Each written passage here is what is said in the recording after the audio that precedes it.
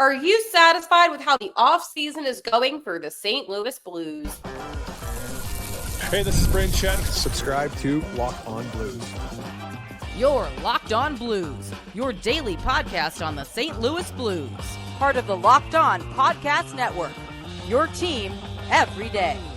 And welcome back to Locked On Blues. I am your host of Locked On Blues, Haley Taylor Simon, talking to you all things about our St. Louis Blues here in the Locked On Podcast Network, your team every day. Today on Locked On Blues, I am going to share with you my thoughts about the offseason.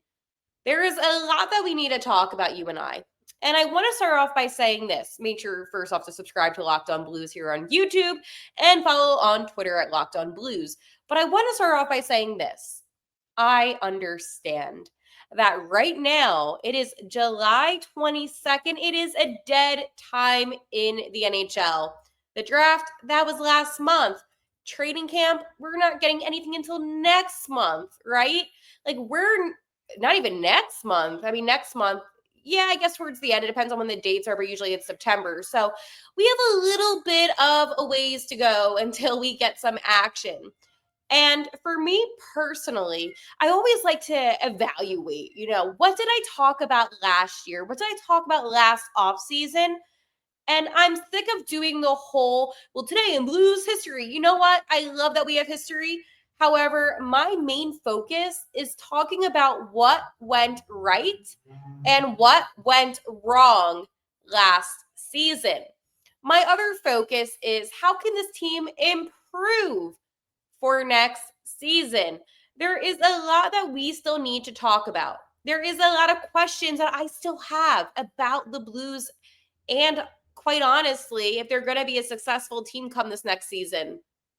I think it's really easy to just move on, right? I mean, I think about 1.6 seconds ever since that game, and it haunts me. It does, and it just happened. But there was also so many good things in that series against the Winnipeg Jets that made me feel, honestly, excited for what is about to come. I love hockey. I love Blues hockey.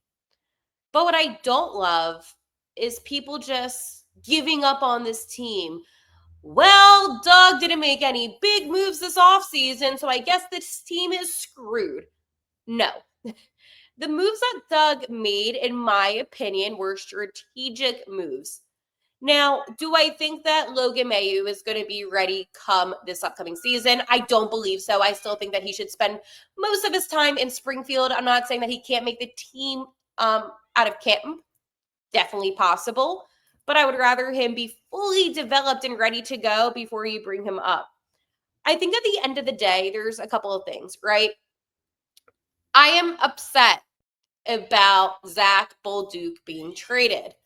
I was on the Locked On National show, and a couple of the comments, I read the comment sections, by the way, and sometimes I laugh because sometimes the comments that are made are inaccurate statements that I said, not that I said, but inaccurate statements that people claim I've said, which I've never said. Did I ever say I was happy about Zach Bolduc being traded? The answer is no. You can go back and you can listen to all of my episodes about that specific trade. And in every single one of those episodes, I really emphasize how upset I was about that. I would not have traded Zach Bolduc. I think it was a mistake. I think that Bolduc honestly got the short end of the stick. And what I stated on the national show was that I believed that Doug Armstrong was happy about this trade because it seemed to me that he was implying that he wanted Logan Mailloux prior to the Canadians drafting him. So no, Doug might love it. Doug might be happy about it. But was I happy about it? Absolutely not. I am not going to talk about Mailloux off the ice anymore. We discussed that. I squashed it. You know why I did that? Because at the end of the day, there is nothing more that this kid can do. He screwed up. There's no denying that by any means. But I'm not excusing that type of behavior, but at the same time, he's been in, the NHL, NHL, AHL. He's been here now for a bit of time. Maybe not with St. Louis with the Canadian system, but the point is that at the end of the day, I need for you and I to be able to discuss his performance and his abilities, maybe his inabilities, strictly of what he does on the ice. He's apologized. He's said all the right things. And so far with his actions, he's done all the right things since the incident. I want to make that clear because when I'm assessing Logan Mayhew, I am not by any means associating him with anything that he did off the ice. And why is that, you might wonder? Because right now, I am trying to figure out which players will be ready, which players will be best to make the team for this upcoming season.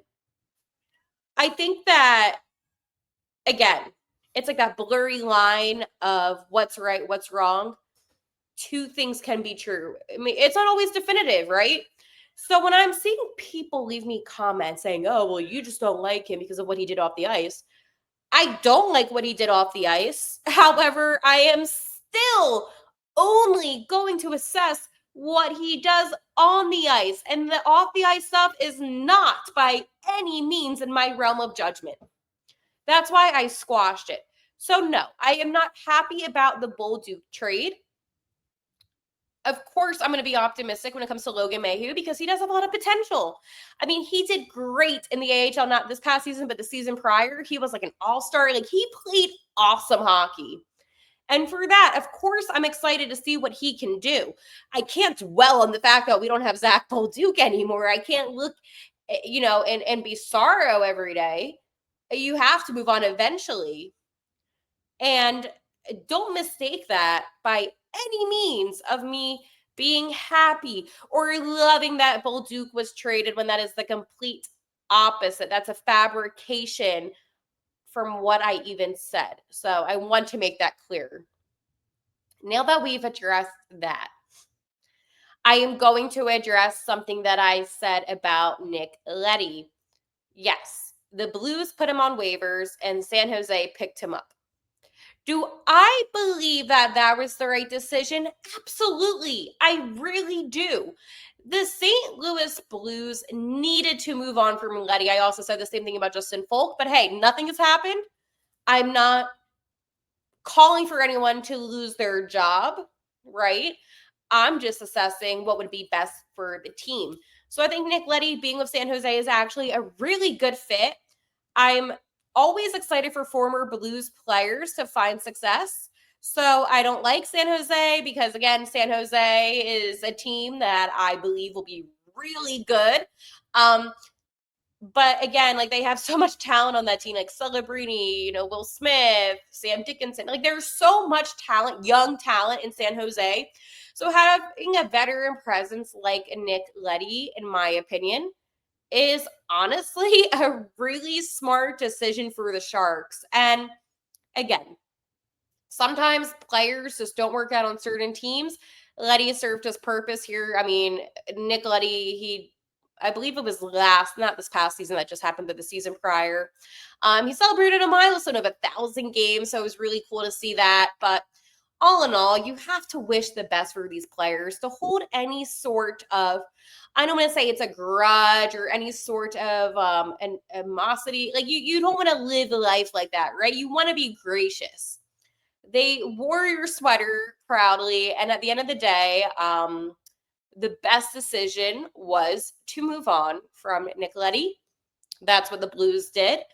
And San Jose, I mean, they have a veteran defenseman that, as much as I was frustrated with Nick Leddy, he's still an all right player. So again, right decision, good for both ends. Before I continue to talk about my other offseason thoughts, I'm going to tell you about my friends over at FanDuel. Summer sports are in full swing, and whether you're all about baseball under the lights, golf on the green, or high-stakes soccer action, FanDuel is the best way to make every game more exciting. You're already following the action, so why not make it a little bit more thrilling? With FanDuel, you can get in on the game while your friends are getting sunburned on the beach. So let's go take a look at what we can bet on, right? Because I am always one step ahead. What can we bet on? How can I help you make some money? Today we have the Cardinals at the Colorado Rockies. Rockies, not a good team, okay? I think it's very apparent, and we know that the Rockies have been struggling all season.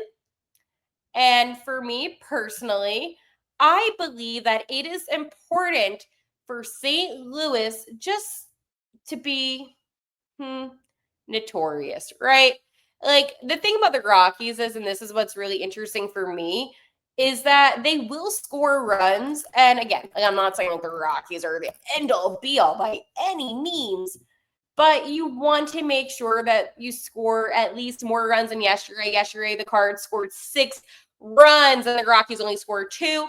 So I would actually say bet the over on runs. I believe that the Cardinals will score 8 runs tonight.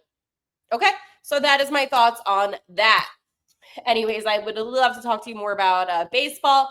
But anyways, looking at my FanDuel app, that is what I would bet on. The over and the money line. Put $5 down, win about 13. For me, I don't like to bet big, but again, you do what you want to do. So new to FanDuel, new customers can bet just $5 and get $150 in bonus bets. If your first bet wins, open the FanDuel app today or visit FanDuel.com to get started. Hi. Another point that I want to bring up, and I feel like I am repeating myself, and it's frustrating. Jordan Kyrou. You might be wondering, Hale, why is this continuing? And it's simple. It's because he is a name that people like to talk about. And I follow an account called NHL Rumor Report. And again, I don't know if this is this credible, right? But a tweet that I found interesting that was said was, from St. Louis's perspective, they're willing to do it, a trade with Kyrou. Is St. Louis overly motivated to move a first-line guy making second-line money? Not overly motivated at all. So here's my thing from reading that.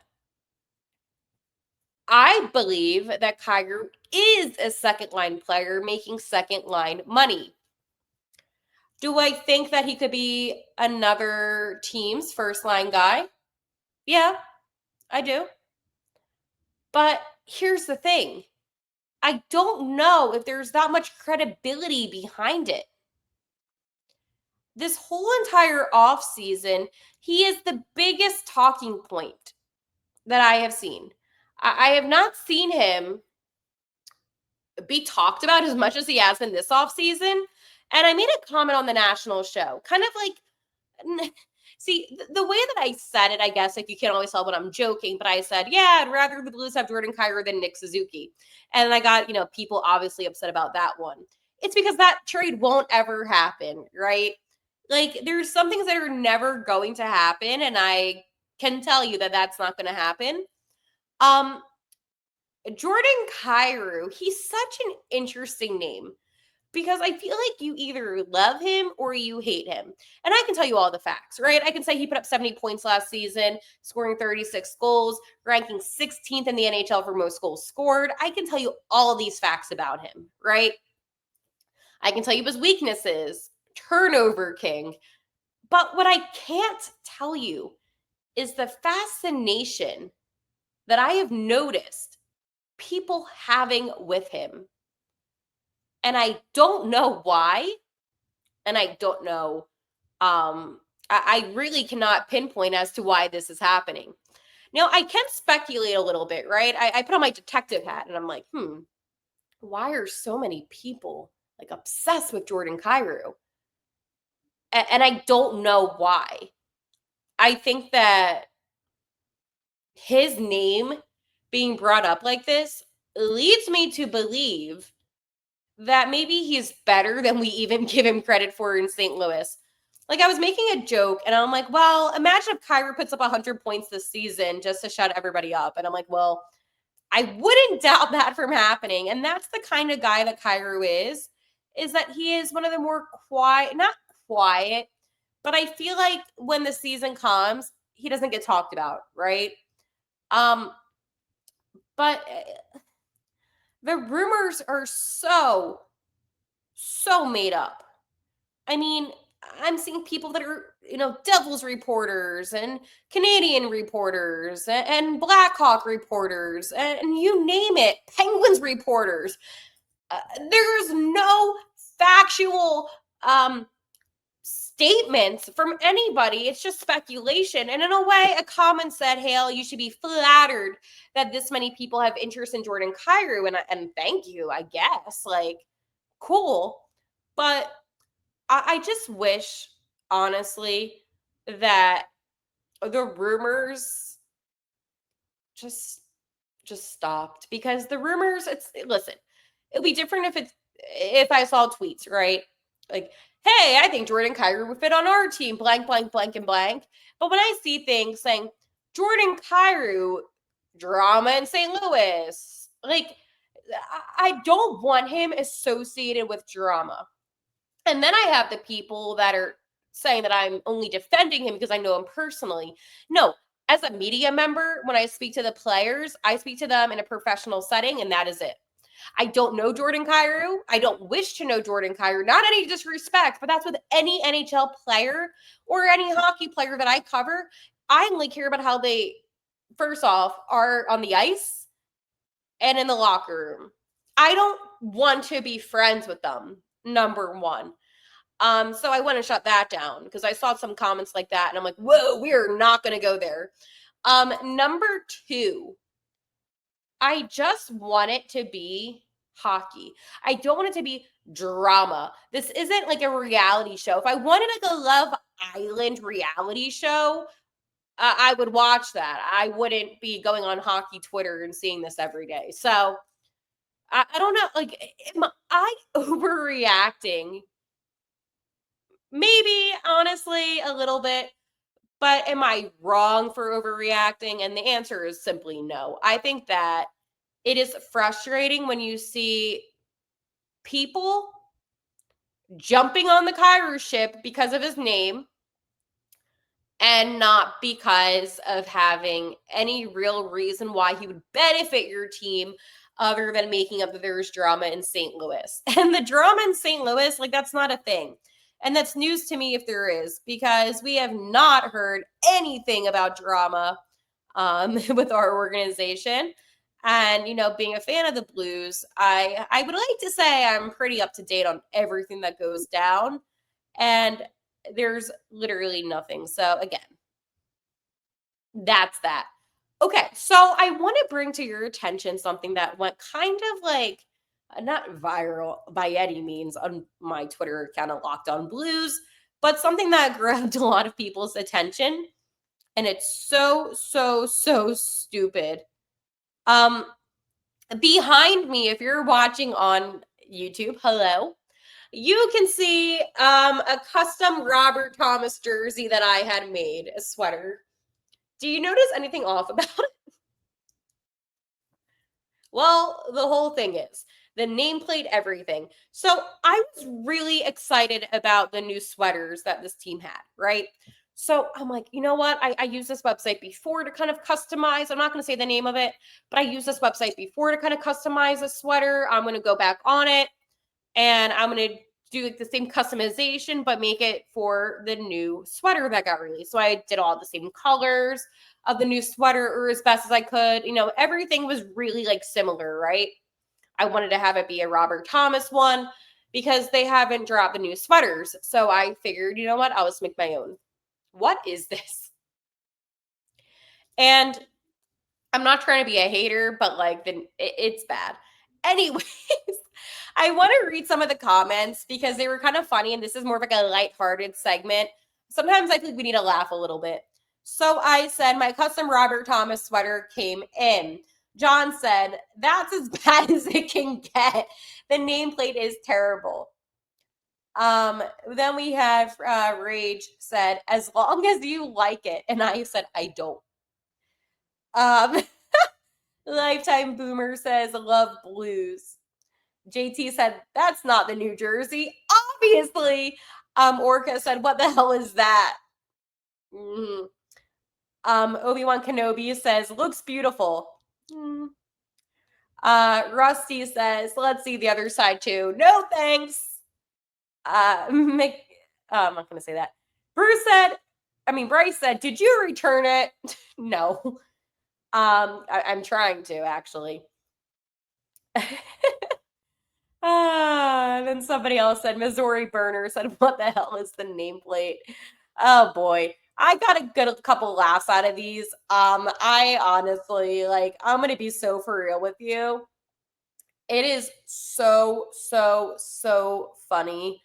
I don't know why, honestly, this is even a thing. But for me, at least, I couldn't stop laughing. Like, reading all of these replies had me cracking up so much. And I'm like, this is why I love this fan base. Because I feel like it is literally like one of the funniest things. And I was showing some of the people today I work with, like the sweater, and my coworker, the first thing he said was, what's that nameplate? I don't know. And I know what's in the background of the video, and I'm like, okay, well, if somebody notices, like, I'm going to address it. But yeah.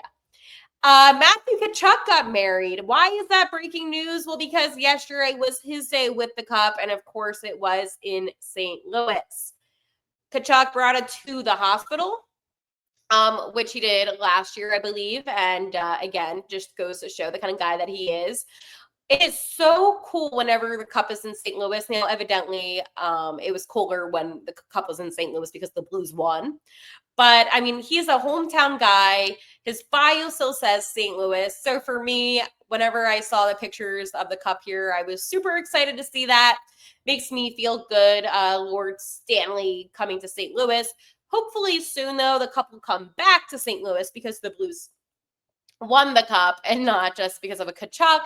But I'm always happy seeing Matthew and Brady succeed because seeing Matthew, especially the past two seasons, win the Cup allowed for Keith Tkachuk to raise the Cup. So it's so awesome to see Keith in that situation, that scenario, and I'm very happy for the Tkachuk family. So congratulations to Matthew Tkachuk on not only getting married, but then having the Cup in St. Louis. This is going to be a long off season, I can tell you that, because the rumors, well, they're not dying down. The days getting closer, but we're not there yet. And quite honestly, I want to talk about players that I have so much interest in. Sansil, Juracek, so many more guys that I feel like we just haven't really talked much about because of all the craziness. But now it seems like it's slowed down a little bit, which will allow me to bring on some more awesome guests. And we'll be able to dive deeper into the younger guys and even some of the older guys and maybe have a few alumni guys. So we have a lot that we're going to discuss this off season. So make sure to hit that subscribe button. And again, I have had people reach out to me saying, Hale, your show has been so much better lately. And I want to take a moment to address all of you, my everydayers.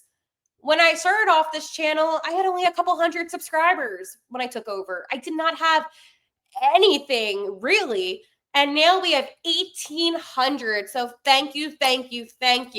I bought myself a microphone. I'm planning my trip to St. Louis. I talk to the players once a season to give you exclusive coverage of what goes on behind the scenes. So I am improving the show every single day.